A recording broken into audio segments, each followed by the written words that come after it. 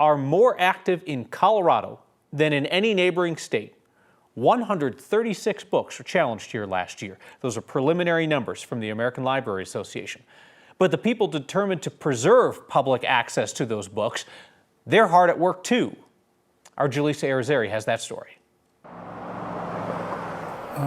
Let's see. The start of the new year is the perfect time to dwell on the past. Maybe it's in here. Because in this library, history is always present. And a lot of it is about gay liberation topics. Rex Fuller knows books about the gay community were once hard to find. Yeah.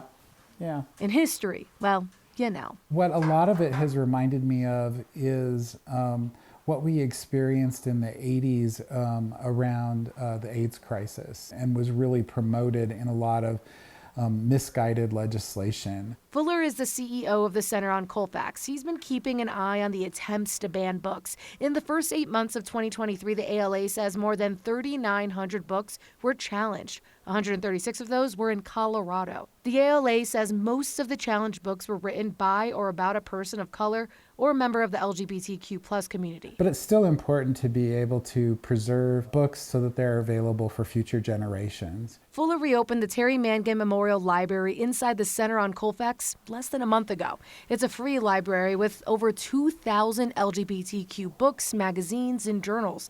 A space, he says, is needed now more than ever. That's true. There is a lot of history. Colorado law may protect a lot of things, but bookshelves are not one of them.